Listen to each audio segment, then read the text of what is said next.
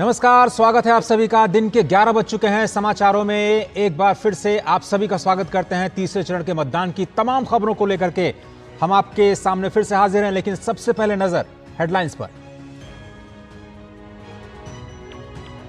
लोकतंत्र के महापर्व में 10 राज्य और एक केंद्र शासित प्रदेश की 93 सीट्स पर मतदान जारी। मैदान में कुल 1331 उम्मीदवार। प्रधानमंत्री नरेंद्र मोदी और गृह मंत्री अमित शाह ने अहमदाबाद में डाले वोट। कई बड़े नेताओं ने भी किया मताधिकार का प्रयोग। प्रधानमंत्री ने कहा, सामान्य दान नहीं है मतदान, बढ़ चढ़कर वोट करने की अपील। अमित शाह, ज्योतिरादित्य सिंधिया, मनसुख मांडविया और प्रहलाद जोशी समेत विपक्ष के दिग्विजय सिंह, डिंपल यादव और सुप्रिया सुले जैसे कद्दावर नेताओं की चुनावी किस्मत का आज होगा फैसला।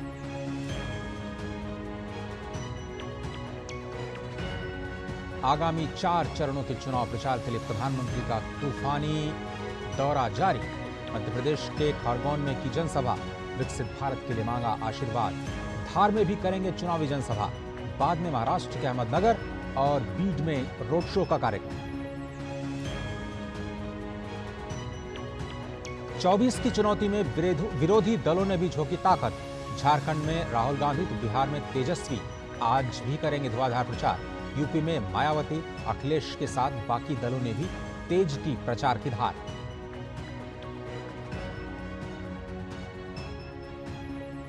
आखिरी चरण के चुनाव के लिए नामांकन की शुरुआत। 1 जून को 8 राज्यों की 57 सीट्स पर होंगे लोकसभा के चुनाव।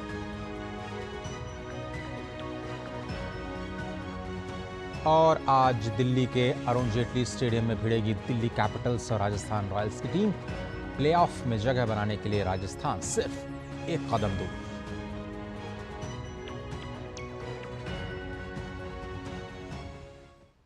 तो एक बार फिर से आप सभी का स्वागत। सबसे पहले बात जनादेश की।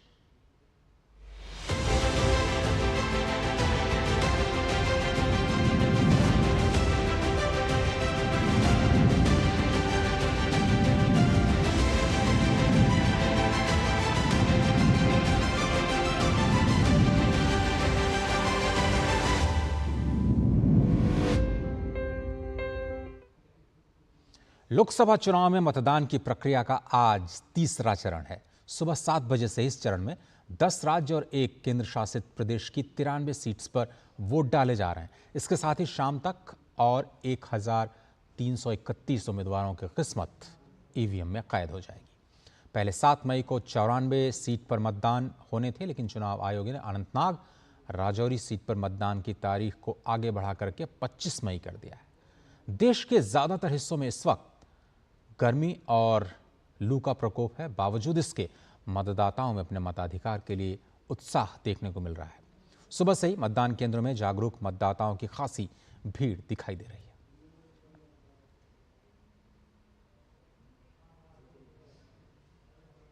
अब गुजरात की सभी 25 सीट्स पर आज वोटिंग हो रही है। प्रधानमंत्री नरेंद्र मोदी ने भी मताधिकार का प्रयोग किया। अहमदाबाद गए। इस मौके पर प्रधानमंत्री मोदी के साथ गृह मंत्री अमित शाह भी मौजूद थे। मतदान के बाहर प्रधानमंत्री ने लोगों का अभिवादन भी स्वीकार किया। इस दौरान उन्होंने एक बच्चे को अपनी गोद में भी उठाया।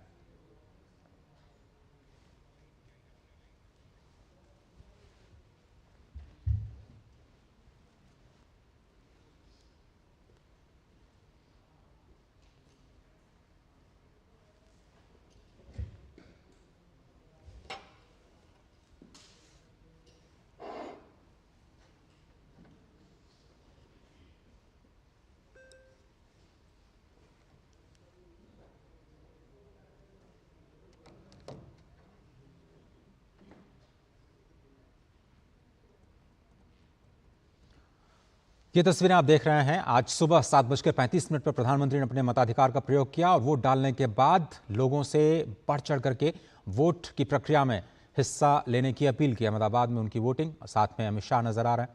इस अवसर पर कई भावुक कर देने वाली तस्वीरें भी दिखाई दी। उन्होंने अपने बड़े भाई के साथ मताधिकार का प्रयोग किया, बड़े भाई के पैर छुए, उसके बाद वहां पर खड़ी जनता का अभिवादन स्वीकार किया। कई तस्वीरों में हमने देखा कि प्रधानमंत्री नरेंद्र मोदी को आज एक वृद्ध माता ने उनके कलाई पर राखी बांधी बच्चे बड़े ही उत्साह के साथ आज सुबह गर्मजोशी के साथ उनका स्वागत करते हुए दिखाई दिए और एक दिव्यांग बच्ची के साथ वो बात करते हुए भावुक भी हो गए। छोटे बच्चे को उन्होंने गोद में लिया, उठाया और एक ज़बरदस्त उत्साह का माहौल हमेशा की तरह जैसा कि गुजरात में उनके आगमन पर होता है आज भी दिखाई दिया। और इस पल को भी वो प्रधानमंत्री बहुत ही संजीदगी के साथ इसको जीते हुए नजर आए। एक दिव्यांग बच्ची की तस्वीर इस वक्त आप देख रहे हैं। वो खुद तो देख नहीं सकती, लेकिन प्रधानमंत्री को महसूस करने के लिए वो आज अपनी माँ के साथ आई और प्रधानमंत्री स्वयं उनके पास गए और उनका हाल चाल जाना, उनके सिर पर हाथ रख करके उन्होंने। और ये तस्वीरें आप देखिए, महिलाओं ने इस मौके पर अहमदाबाद में पोलिंग बूथ के बाहर प्रधानमंत्री मोदी को राखी बांधी। उसकी तस्वीरें हम आपको दिखा रहे हैं।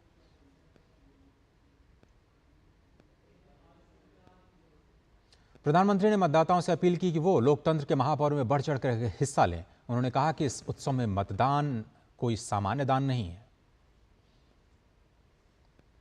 आज तीसरे चरण का मतदान है। मैं देशवासियों को विशेष रूप से आग्रह करूंगा कि लोकतंत्र में मतदान ये सामान्य दान नहीं है। हमारे देश में दान का एक महात्म्य है और उसी भाव से देशवासी ज्यादा से ज्यादा मतदान करें। और केंद्रीय गृह मंत्री अमित शाह अपने परिवार के सदस्यों के साथ अहमदाबाद में एक मतदान केंद्र पर वोट डालने पहुंचे। अमित शाह गांधीनगर लोकसभा सीट से बीजेपी के उम्मीदवार भी हैं। करीब 9 बजे उन्होंने अपने मताधिकार का प्रयोग किया। आज सुबह कांग्रेस ने अपनी पार्टी सचिव सोनल पटेल को गांधीनगर से ही गृह मंत्री अमित शाह के खिलाफ मैदान में उतारा है।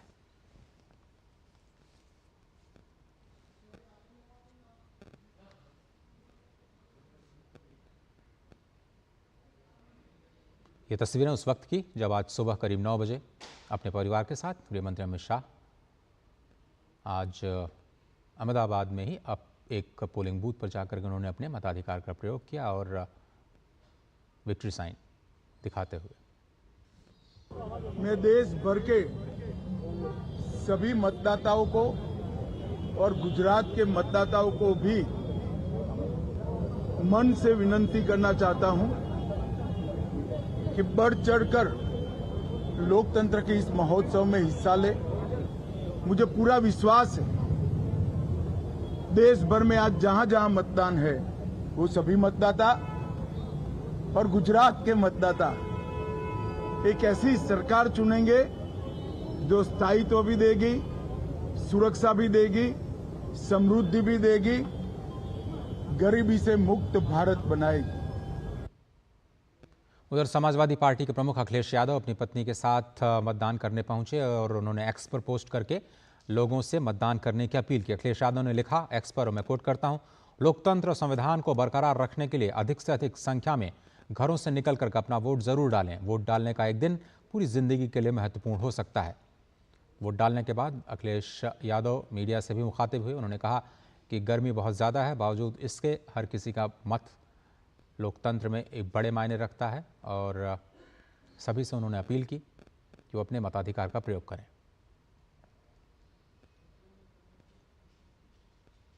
उधर बहुजन समाज पार्टी के प्रमुख मायावती ने भी सोशल मीडिया प्लेटफॉर्म पर लोगों से मतदान करने की अपील की और उन्होंने लिखा कोट, देश में 7 चरणों में हो रहे लोकसभा आम चुनाव के तीसरे चरण की वोटिंग से पहले की तरह आज भी पहले मतदान और फिर जलपान के संकल्प को नहीं भूलना है और अपने वोट की हर प्रकार से रक्षा करते हुए मतदान जरूर करें।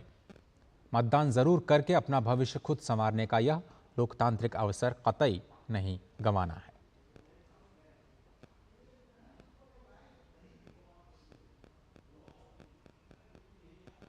मतदाताओं के साथ बीएसपी प्रमुख ने चुनाव आयोग से भी विशेष आग्रह किया। उन्होंने लिखा, चुनाव आयोग से भी विशेष आग्रह है कि विरोधी पार्टियों में भी खासकर रूलिंग पार्टी द्वारा आदर्श चुनाव आचार संहिता का लगातार किए जा रहे उल्लंघन पर सख्ती से अंकुश लगाएं ताकि चुनाव सही, स्वतंत्र और निष्पक्ष हो।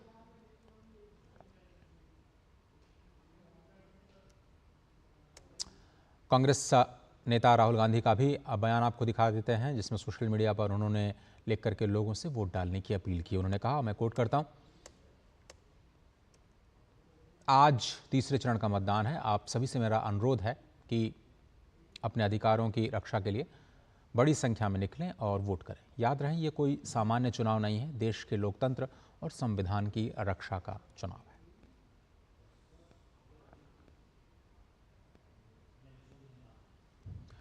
पश्चिम बंगाल के मुर्शिदाबाद में तीसरे चरण के मतदान के दौरान भाजपा उम्मीदवार धनंजय घोष और तृणमूल कांग्रेस के बूथ प्रेसिडेंट की आपस में झड़प हो गई।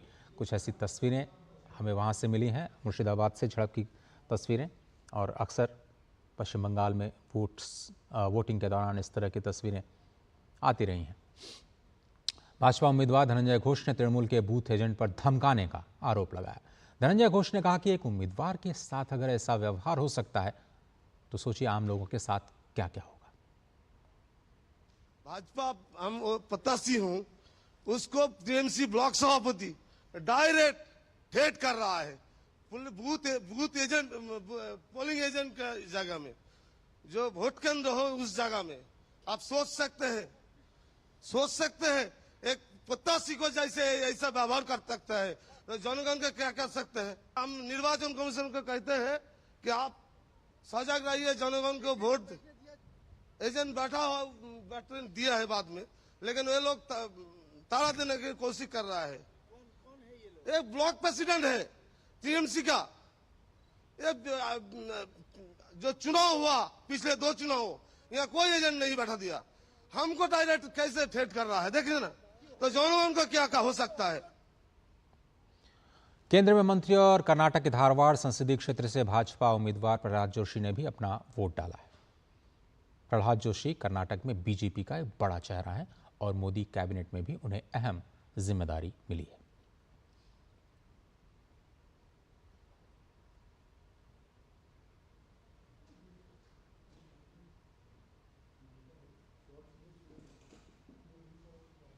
तस्वीर दिखाते हैं उत्तर प्रदेश से। उत्तर प्रदेश के आगरा से भाजपा प्रत्याशी और केंद्रीय मंत्री एसपी सिंह बघेल ने आदर्श मतदान केंद्र पर जाकर के अपने मताधिकार का प्रयोग किया।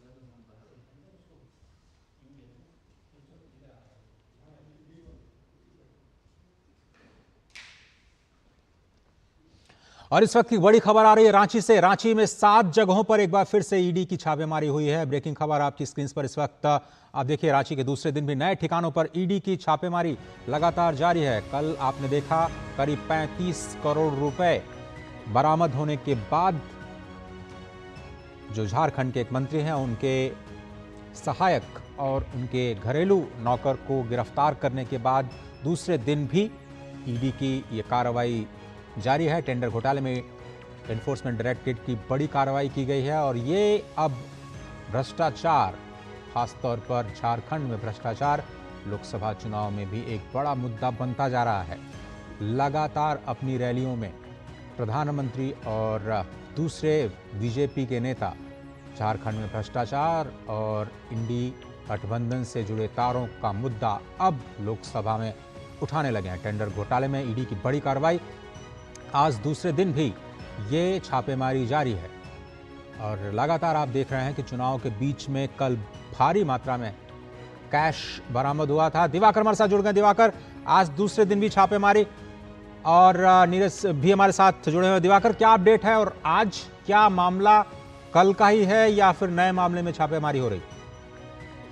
तक जो जानकारी मिल रही है कि कल का ही कनेक्शन आज ईडी ने एक बार फिर दोहराया है और उसी के तहत जो 3 बिल्डर हैं उनके 7 ठिकानों पर अभी तक जो जानकारी आ रही है। रांची के रातू रोड स्थित जो बिल्डर्स के ठिकाने हैं उस पर हो रही है, आईटीआई बस स्टैंड है वहां पर हो रहा है। तो लगातार जो ईडी की कार्रवाई है वो जारी हो रही है और अभी जो सूत्रों से मुझे जानकारी मिली है कि यहाँ पर भी नकदी मिलने की सूचना मिली है और नकदी मिलने के बाद जो है वो पंजाब नेशनल बैंक की तरफ से जो मशीन मंगाई गई है नोटों को गिनने के लिए, तो ये पुख्ता जानकारी है कि आज भी हो सकता है कि कोई बड़े धन कुबेर का खुलासा हो सकता है कि किस तरीके से उन्होंने ब्लैक मनी को छुपा कर रखा है। और लगातार ईडी की ओर से जब कल कार्रवाई दिन भर की गई थी तो दूसरे हाफ होते होते वो जो 30 करोड़ का आंकड़ा था वो पहुंचकर 35 करोड़ हो गया। और उसके बाद देर रात तक दोनों से, चाहे वो आलमगीर आलम के पीएस हो और उनके नौकर हो, ये दोनों से कल देर रात तक पूछताछ होती रही। पहले उन्होंने हिरासत में लिया गया और बाद में उन्हें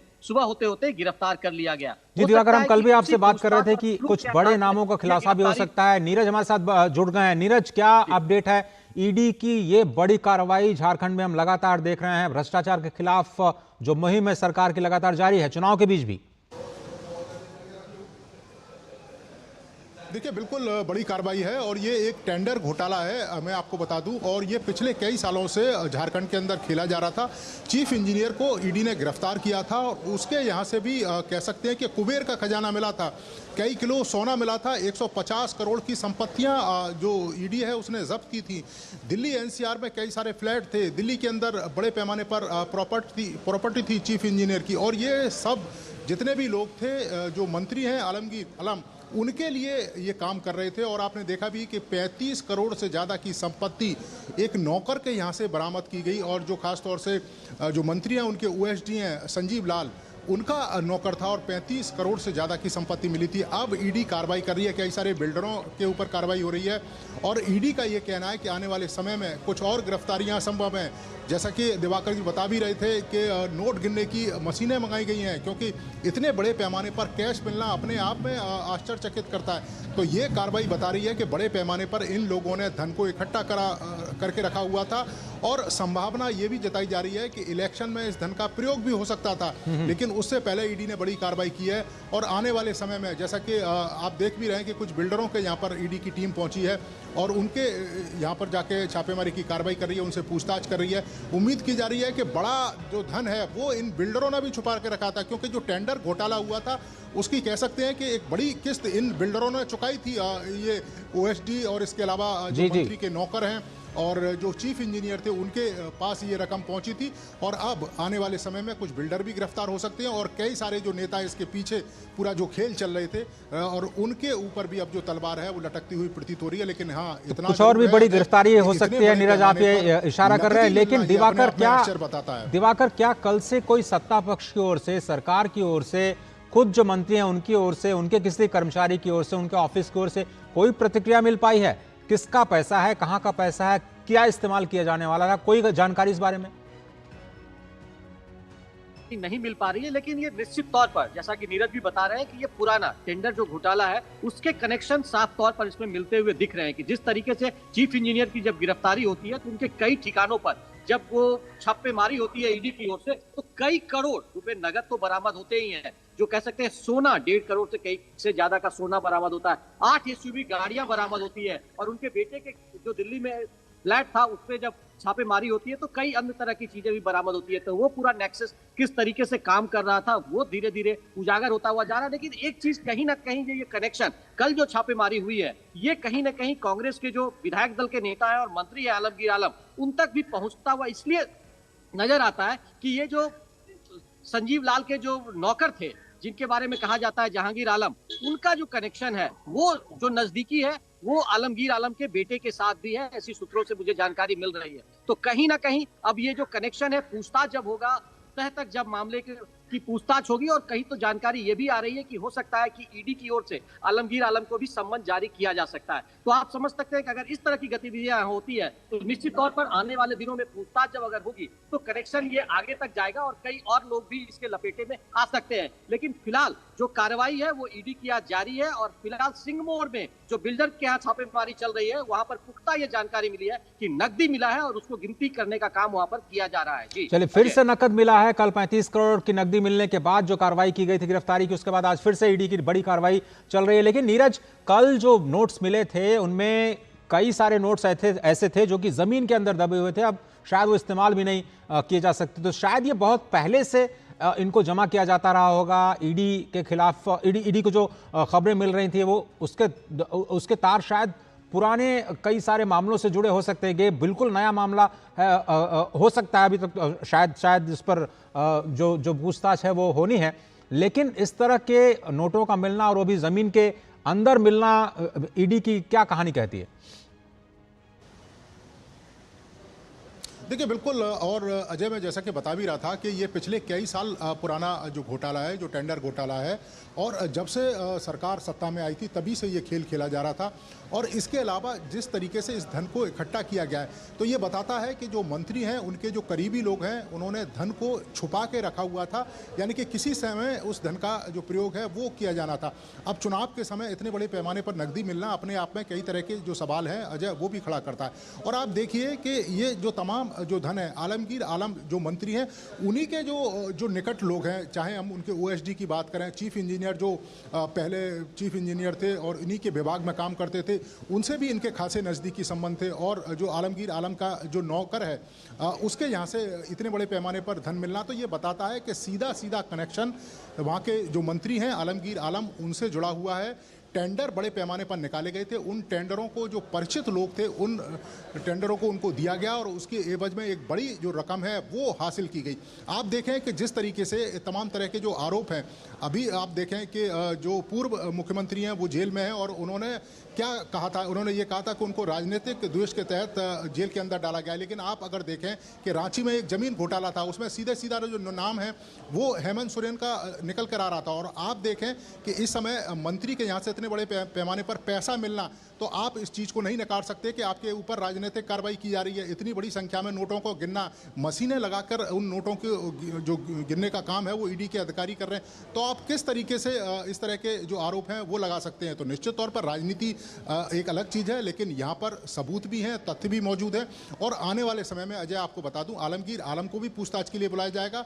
आलमगीर आलम से ये पूछा जाएगा कि आखिर ये जो नोट इकट्ठे किए गए थे, किन किन लोगों से होते हुए ये नोट पहुंचे थे, और इन नोटों का उद्देश्य क्या था? क्या इस खेल में कोई और लोग भी शामिल है?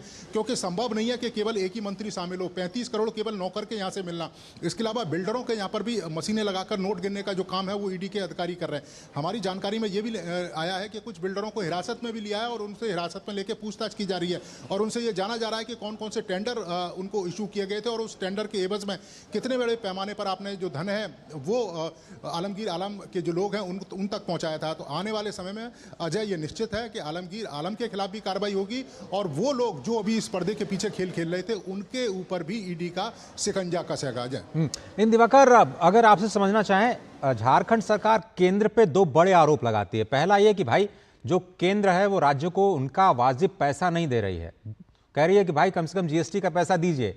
और जब केंद्र सरकार पैसा दे देती है तो उसका जो दुरुपयोग है वो इस तरह से देखा जा रहा है, जो बाद में ईडी के मामलों में खुलासा देखने को मिल रहा है। दूसरी तरफ वो कहते हैं कि भाई ये ईडी और जैसी बड़ी जो केंद्रीय एजेंसियां हैं उसका गलत इस्तेमाल कर रहे हैं, राजनीतिक इस्तेमाल कर रहे हैं। लेकिन अब लगातार ऐसा लग रहा है कि भ्रष्टाचार वाकई एक बड़ी समस्या है राज्य के लिए, और जिस तरह से प्रधानमंत्री कह रहे हैं कि विपक्ष ने कुछ राज्यों में जहां उनकी सरकार है उसको एटीएम बना रखा है, यह भी बात साबित होती हुई दिख रही।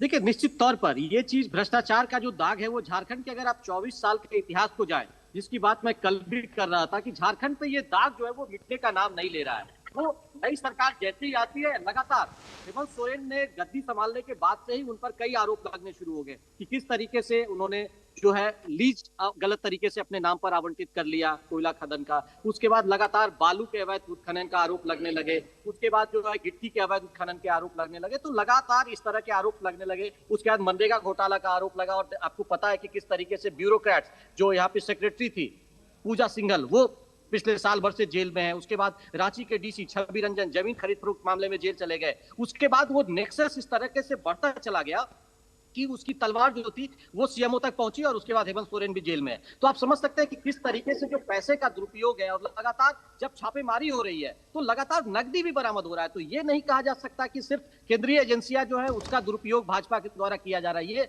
आरोप जो है वो ठीक है, अपोजिशन है, अपने तरीके से वो आरोप लगाती है, ठीक है, इन चीजों पे हमको नहीं वक्तव्य देने की जरूरत है। लेकिन जिस तरीके से प्रूफ मिल रहे हैं, जिस तरीके से सबूत मिल रहे हैं, और कल जिस तरीके से नकदी मिला है, और इसके पहले जब पूजा सिंघल के यहाँ छापेमारी होती है और दूसरे अन्य ठिकानों पर छापेमारी होती है, तो लगातार जब नकदी बरामद होता है तो कहीं ना कहीं ये कनेक्शन ये पहुंचता है कि काला जो धंधा है, काला गोरख धंधा और ब्लैक मनी है, वो छिपा कर रखा गया है। और जब कल आलमगीर आलम से जब हम लोगों ने बात की तो आलमगीर आलम ने साफ तौर पर यह कहा कि अभी उन्हें यह पता नहीं है कि उनके जो पीएस के यहाँ ये पैसा मिला है, उनको भी मीडिया से जानकारी मिली है, लेकिन वो पीएस किसी और के भी पहले रह चुके हैं। तो अभी फिलहाल वो कुछ खुलकर और निकलकर सामने नहीं आ रहा है, लेकिन ये बात साफ है कि ये जो पूछताछ जब होगी, और कल तब देर रात तक पूछताछ हुई थी, उसी के बाद आज फिर से छापेमारी हो रही है, तो निश्चित तौर पर यह कनेक्शन आगे बढ़ता हुआ नजर आएगा। और जैसा कि नीरज बता रहे हैं कि झारखंड में ईडी की जो कार्रवाई है, इसकी दर पड़ते जो है वो दर दर खुलती जा रही है। और ये जो पूरा नेक्सस है और रैकेट है, किस तरीके से सीएम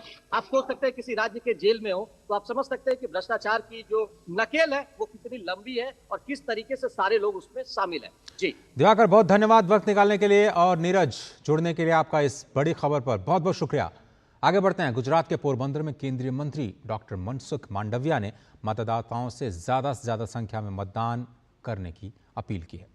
मांडविया जो खुद इस बार पोरबंदर से चुनाव लड़ रहे हैं, उन्होंने अपने मताधिकार का प्रयोग किया।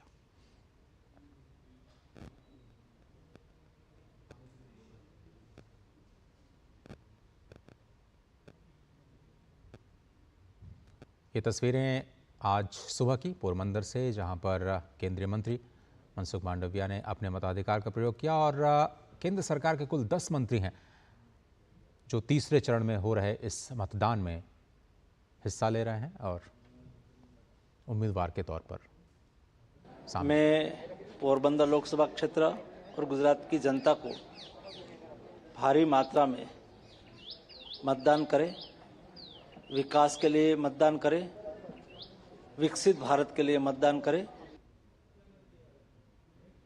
लोकसभा चुनाव के तीसरे चरण का मतदान लगातार जारी है। उत्तर प्रदेश की राज्यपाल आनंदीबेन पटेल ने अहमदाबाद में जाकर के अपना मतदान किया। उन्होंने अपील की कि मतदाता अपने अधिकार का प्रयोग करें और भारत के निर्माण में और भारत को विश्व गुरु बनाने में अपना सहयोग करें।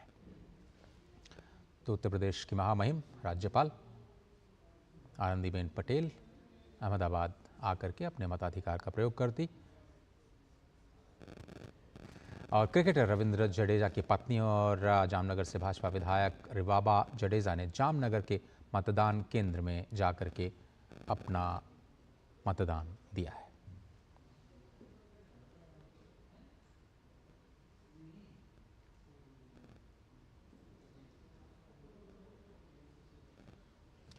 उधर महाराष्ट्र में वोटिंग लगातार जारी है। एनसीपी शरद पवार गुट के प्रमुख शरद पवार ने बारामती के एक मतदान केंद्र पर अपना वोट डाला।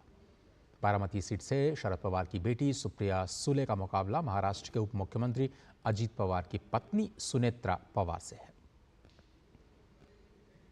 एक ही परिवार के 2 सदस्य बारामती की इस सीट पर अपनी उम्मीदवारी जता रहे हैं और महाराष्ट्र में मतदान लगातार जारी है। बारामती लोकसभा सीट से एनसीपी एससीपी उम्मीदवार सुप्रिया सुले ने भी अपना वोट डाला। सुप्रिया सुले का मुकाबला महाराष्ट्र के डिप्टी सीएम अजीत पवार की पत्नी सुनेत्रा पवार से है। काफ़ी हाई प्रोफाइल सीट है जिस पर लगातार लोगों की निगाहें लगी हुई हैं और ये विरासत की लड़ाई मानी जा रही है इस सीट को। और परिवार के अंदर ही जो 2 फाड़ हुए हैं उसमें भी वर्चस्व की लड़ाई के तौर पर इसे देखा जा रहा है। और आज सुबह महाराष्ट्र के उप मुख्यमंत्री अजीत पवार ने बारामती लोकसभा क्षेत्र में मतदान किया। उनके साथ उनकी पत्नी भी थी, उनकी मां भी। अजीत पवार ने कहा कि हर चुनाव में जो भी उम्मीदवार है उनके प्रचार में काम करने वाले हर व्यक्ति को लगता है कि हमारा उम्मीदवार जीत कर आएगा, लेकिन अभी तो शुरुआत है, हमारे कैंडिडेट को ही जनता का सपोर्ट मिलेगा, ऐसा उन्होंने भरोसा जताया है। हर एक कॉन्स्टिट्यूंसी के डेवलपमेंट के लिए ये चुनाव है। आगे 5 साल एक स्टेबिलिटी रहनी चाहिए, जिसको एक अच्छे से सरकार गवर्नमेंट आनी चाहिए, ये सबकी कोशिश है और महायुति के हम सब लोग उसी हिसाब से काम करें। लोकसभा चुनाव के तीसरे चरण के मतदान में महाराष्ट्र के पूर्व मुख्यमंत्री सुशील कुमार शिंदे ने अपने मताधिकार का प्रयोग करते हुए महाराष्ट्र से ही मतदान किया है।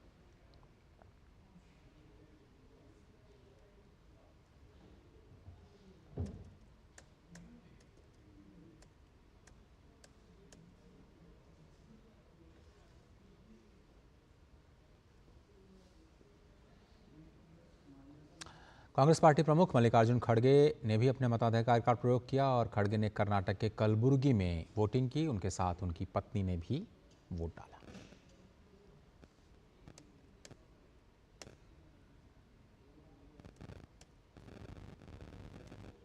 कर्नाटक के पूर्व मुख्यमंत्री और बीजेपी नेता येदियुरप्पा ने भी आज सुबह सुबह अपने मताधिकार का इस्तेमाल किया। दावा किया कि बीजेपी यहां कम से कम 25 लोकसभा सीट्स जीतने जा रही है। येदियुरप्पा के बेटे BY राघवेंद्र इस बार चुनाव मैदान में हैं।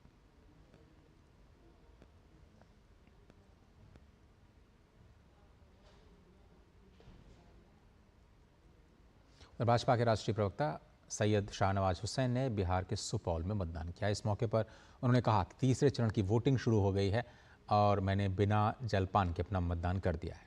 ये वोट भारत को शक्ति देगा और लोकतंत्र को मजबूती देगा। आज मैंने सुबह सुबह जलपान से पहले मतदान कर दिया है। थर्ड फेज का ये चुनाव है। 12 राज्य में 93 सीटों पर 2 फेज के अंदर जो वोटिंग हुई है उससे ज्यादा वोटिंग इसमें होगी, ऐसी कामना करते हैं। मध्य प्रदेश के पूर्व मुख्यमंत्री शिवराज सिंह चौहान ने भी अपने मताधिकार का प्रयोग किया और शिवराज सिंह चौहान अपने पूरे परिवार के साथ वो सीहोर में मतदान केंद्र पर पहुंचे, जहां पर उन्होंने वोटिंग की। शिवराज सिंह इस समय विदिशा से लोकसभा चुनाव लड़ रहे हैं, जो कि काफ़ी हाई प्रोफाइल सीट मानी जा रही है। उन्होंने भरोसा जताया कि वो एक सांसद के तौर पर जीत करके दिल्ली जाएंगे और जनता से भरपूर समर्थन उन्हें मिल रहा है। उधर खजुराहो से बीजेपी प्रत्याशी VD शर्मा ने अपना वोट डाला। VD शर्मा के खिलाफ समाजवादी पार्टी की प्रत्याशी का नामांकन पहले ही रद्द हो चुका है।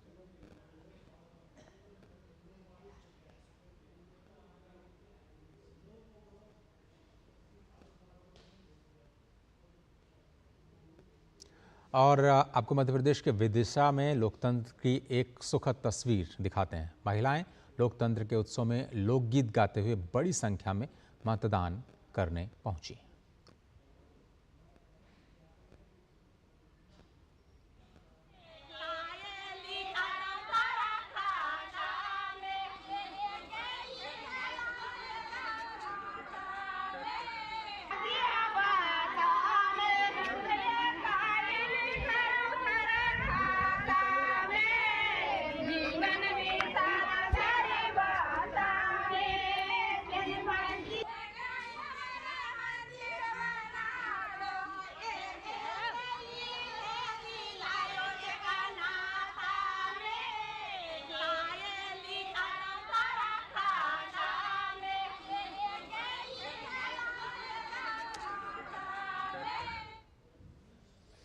बारामती में सुबह से ही मतदान बूथों पर मतदाताओं की लंबी कतारें नजर आ रही थीं।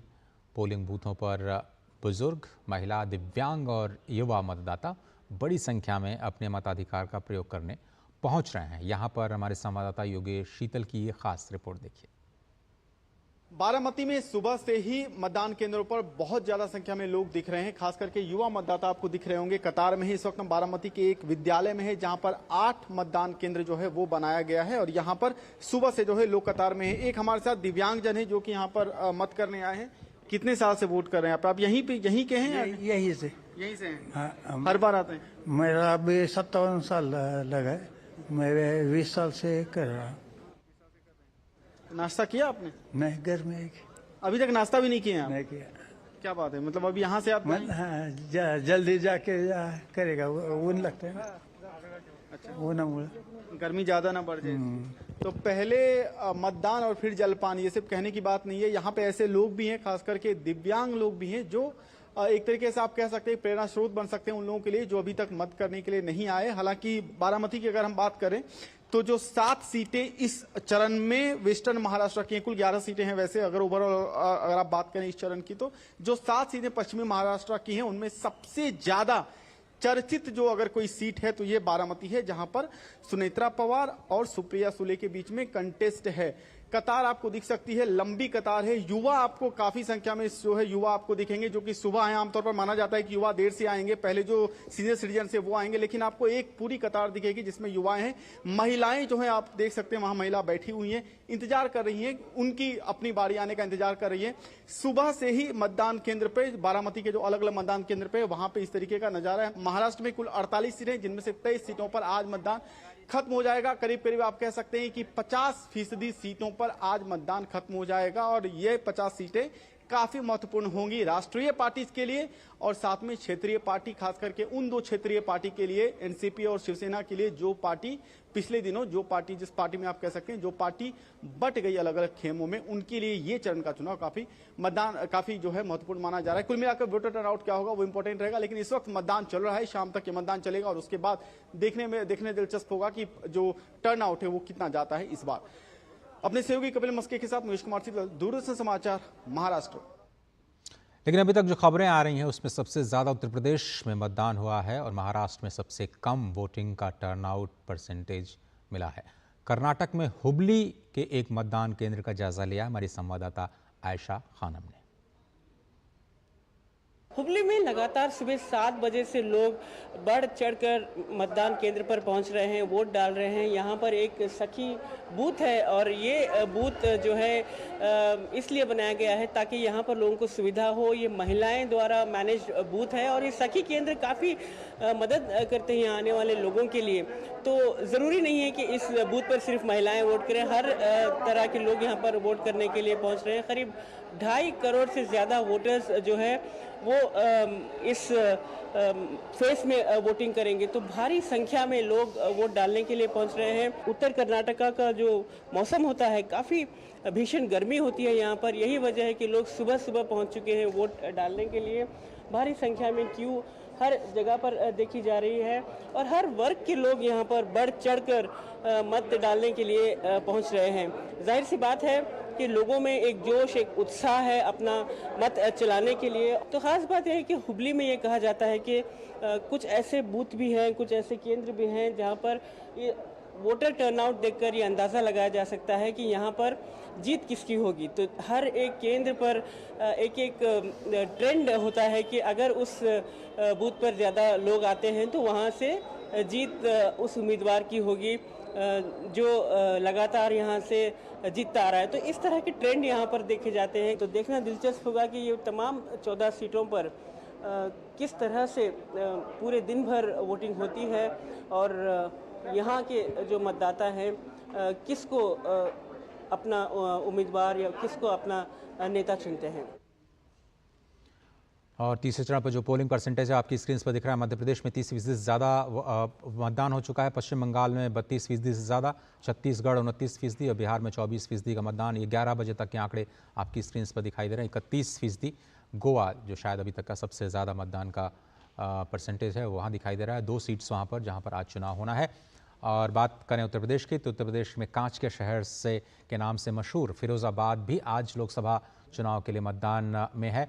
यहाँ के लोगों ने मतदान को लेकर के काफ़ी उत्साह दिखाया। जिला प्रशासन ने भी मतदाताओं को वोटिंग में किसी भी तरह की परेशानी न हो, इस बात का ख्याल रखते हुए पूरे शहर में ज़्यादातर मतदान केंद्रों को मॉडर्न बूथ बनाया है। इस समय हम मौजूद हैं फिरोजाबाद के एक मॉडल बूथ पर। इस इलाके में हम कह सकते हैं कि लोगों के बीच में जो जागरूकता है वोट डालने को लेकर वो काफ़ी ज़्यादा दिखाई दे रही है। और हमने देखा है कि सुबह 7 बजे से पहले ही लोग यहाँ पर लाइनों में, कतारों में लगना शुरू हो गए थे। और फिरोजाबाद की ये खासियत है कि ये जो शहर है कांच के लिए मशहूर है।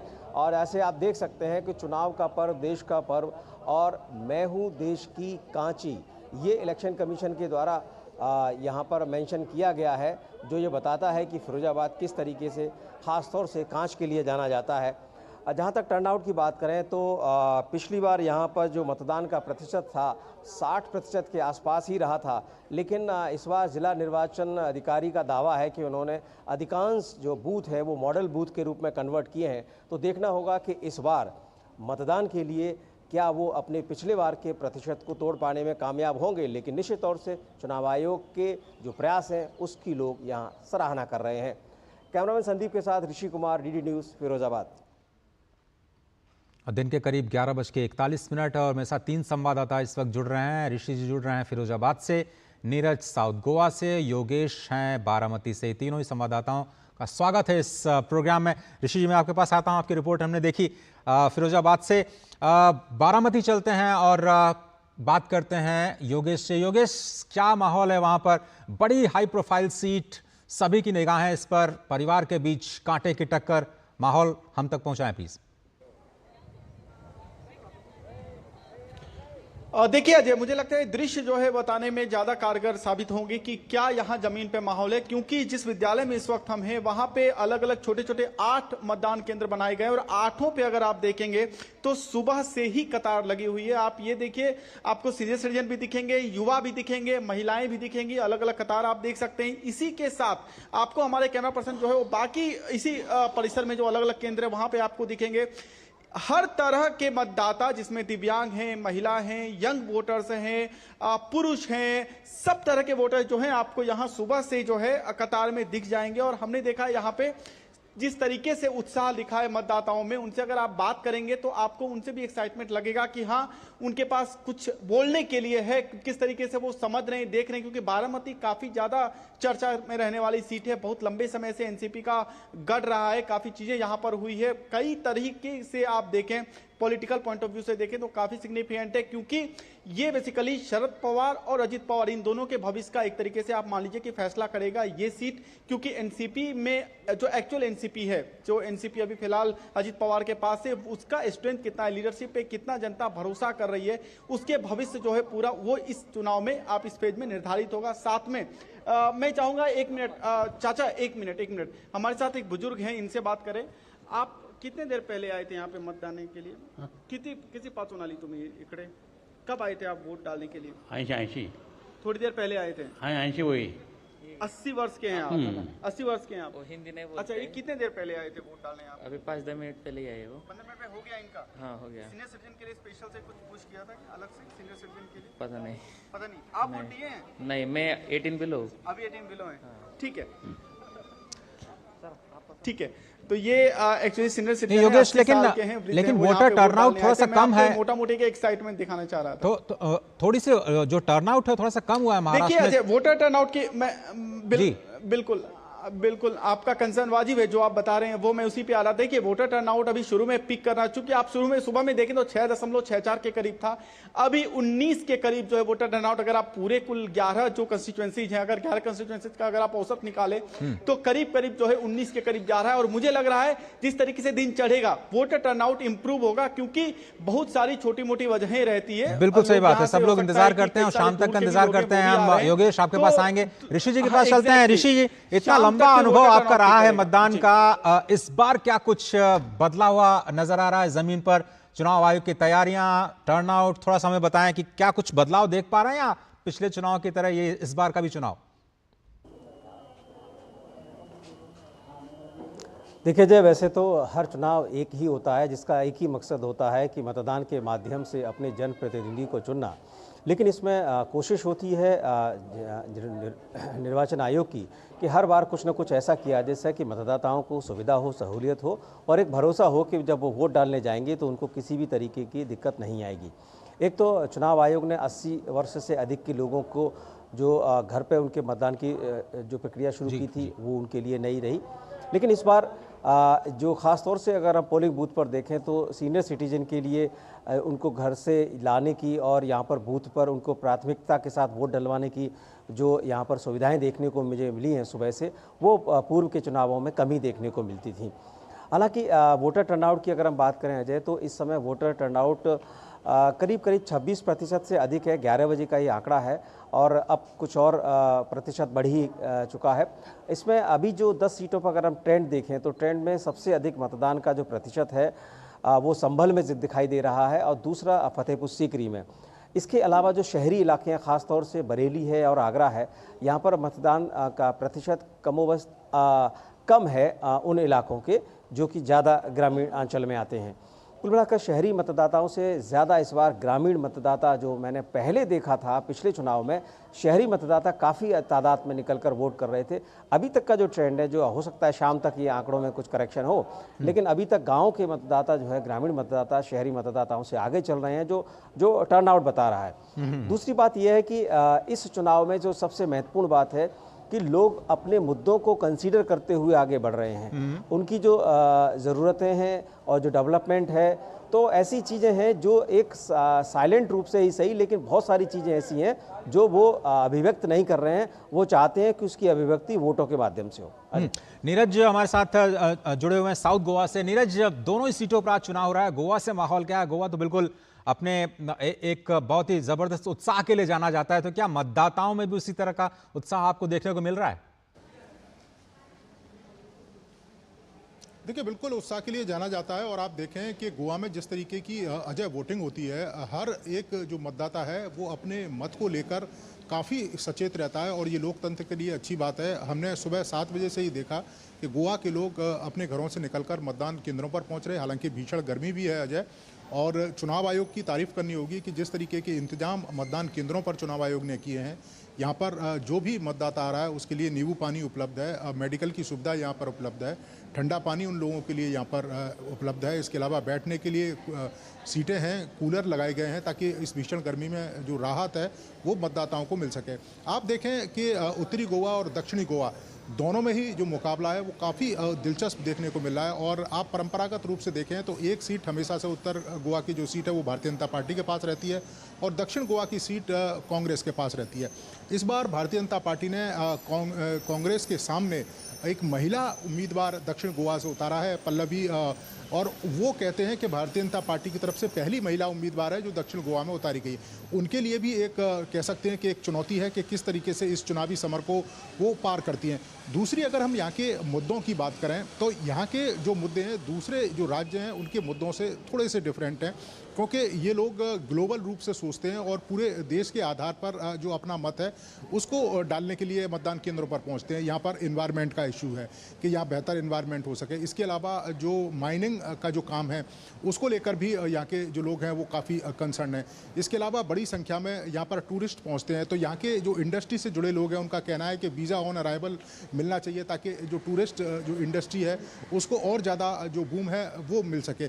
इसके अलावा अगर आप यहाँ पर देखें कि जो गोवा के जो ग्रामीण इलाके हैं वहाँ से मतदान की अच्छी खबरें आ रही हैं और अभी तक जो जानकारी हमें निकल कर आई है 21% के आसपास जो मतदान है वो पिछले 1 घंटे पहले गोवा के अंदर हो चुका है। तो ये लोकतंत्र के लिए अच्छी बात है। अभी थोड़ा सा दोपहर का समय है, लेकिन 2 और 3 बजे के बाद फिर दोबारा से जो मतदान केंद्रों पर मतदाता निकलेंगे और अपने मत का प्रयोग करेंगे। और खास बात है जो युवा मतदाता हैं, ये युवा मतदाता बढ़ चढ़कर मतदान में हिस्सा ले रहे हैं और चूंकि पहली बार अपने मत का प्रयोग करें तो निश्चित तौर पर एक उत्साहित भी हैं। और ये भी कहा जाता है कि जो पार्टी युवा मतदाताओं को अपनी ओर आकर्षित कर लेगी वही सत्ता पर काबिज होगी। यही कारण है कि दोनों ही जो पॉलिटिकल पार्टियां युवाओं पर ज्यादा से ज्यादा फोकस कर रहे हैं। अब देखना है कि जो परिणाम है वो क्या बताता है, लेकिन दोनों ही सीटों पर मुकाबला काफी दिलचस्प है। बहुत बहुत धन्यवाद नीरज, योगेश और ऋषि जी। आप सभी लोग अपना ख्याल रखिए और धूप से बचने की कोशिश कीजिए। फिलहाल आपका बहुत बहुत धन्यवाद। और अब एक नजर डालते हैं 11 बजे तक जो मतदान प्रतिशत अलग अलग राज्यों में जो आज हुआ है उस पर। जो 93 संसदीय सीटों पर मतदान तीसरे चरण का हो रहा है और आज के मतदान के बाद लोकसभा की आधी सीटों पर मतदान की प्रक्रिया पूरी हो जाएगी। 283 सीट्स पर मतदान की प्रक्रिया पूरी हो जाएगी। 11 बजे तक बंगाल में करीब 33% का टर्नआउट देखा गया। गर्मी के बावजूद, लू के बावजूद बड़ी संख्या में लोग बाहर निकल रहे हैं। छत्तीसगढ़ में करीब 30% मतदान हुआ है। ये सिर्फ 11 बजे के आंकड़े। 5 बजे और कहीं कहीं 6 बजे तक भी चुनाव की जो प्रक्रिया है वो होती है। मध्य प्रदेश में 30% से ज़्यादा और असम में 27% से ज़्यादा वोटिंग देखी गई है अभी तक। गोवा में 30% से ज़्यादा, कर्नाटक में करीब 25% का मतदान 11 बजे तक हुआ और ये प्रक्रिया लगातार जारी है। लोग बढ़ चढ़ कर हिस्सा ले रहे हैं।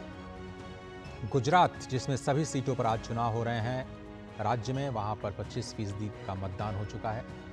केंद्र शासित प्रदेश दादरा और नगर हवेली में, दमन और दीव में 24% से ज्यादा का मतदान अभी तक फिलहाल होता हुआ नजर आया। आगे बढ़ते हैं। प्रधानमंत्री नरेंद्र मोदी ने मध्य प्रदेश के खरगोन में एक विशाल जनसभा को संबोधित किया है। पीएम ने विपक्षी गठबंधन पर एक बार फिर से जोरदार कटाक्ष करते हुए भ्रष्टाचार और तुष्टीकरण का आरोप लगाया। पीएम ने कहा कि आज भारत इतिहास के एक अहम मोड़ पर खड़ा है। पीएम ने कहा कि जनता को यह तय करना है कि भारत में वोट जिहाद चलेगा या फिर राम राज्य। पीएम ने कांग्रेस छोड़ने वाले नेताओं के बयानों का हवाला देकर कहा कि कांग्रेस के इरादे अब बेनकाब हो चुके हैं।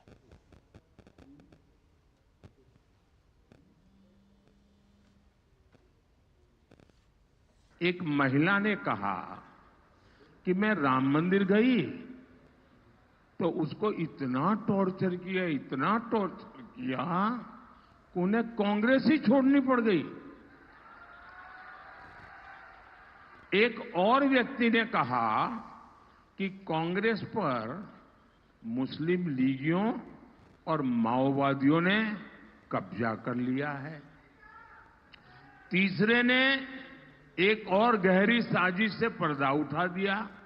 उन्होंने कहा कि कांग्रेस के शाहजादे का इरादा राम मंदिर पर सुप्रीम कोर्ट के फैसले को पलटने का है।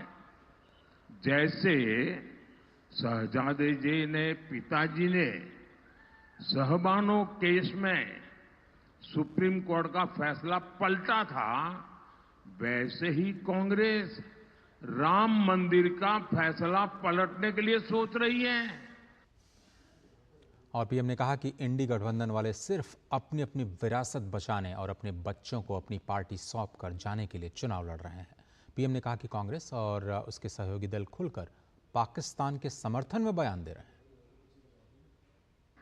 कांग्रेस के एक पूर्व सीएम ने कहा कि हमारी सेना आतंकी हमले करती है, पाकिस्तान तो निर्दोष है। क्या ये देश का नागरिक ऐसी बातें सुन सकता है क्या? हमारी सेना का ये अपमान है कि नहीं भाई? कांग्रेस के एक और बड़े नेता ने उनकी बेशर्मी देखिए। उन्होंने कहा कि मुंबई आतंकी हमले में भी पाकिस्तान का हाथ नहीं था। क्या आप इस बात को मानते हैं क्या? कोई मानेगा क्या? अरे दुनिया के किसी देश का व्यक्ति मानेगा क्या? कांग्रेस के साथी दल के एक और नेता भारत को धमकी देते हैं, कहते हैं कि पाकिस्तान ने चूड़ियां नहीं पहनी हुई है। बताओ, मैं तो कांग्रेस के शाहजादे से पूछूंगा, जरा ये बताओ भैया, आपके साथी ये सब बोल रहे हैं, इनकी मंशा क्या है? ये आखिरकार अचानक एक साथ चारों तरफ से सीनियर लोगों की आवाज क्यों आने लगी है?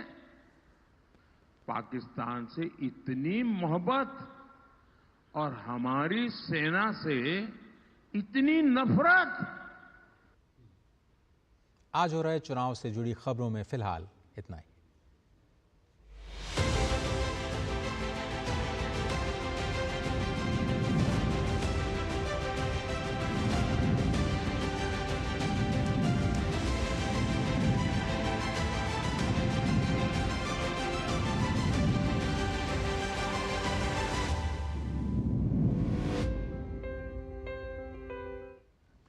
दिल्ली आबकारी मामले में गिरफ्तार मुख्यमंत्री अरविंद केजरीवाल की अंतरिम जमानत पर सुप्रीम कोर्ट में ईडी की ओर से एएसजी एसवी राजू दलीलें रख रहे हैं।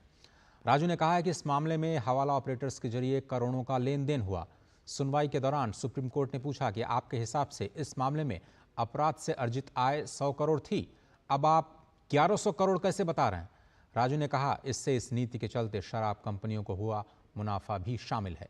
कोर्ट ने टिप्पणी की, मुनाफे की सारी रकम को प्रोसीड्स ऑफ क्राइम नहीं माना जा सकता।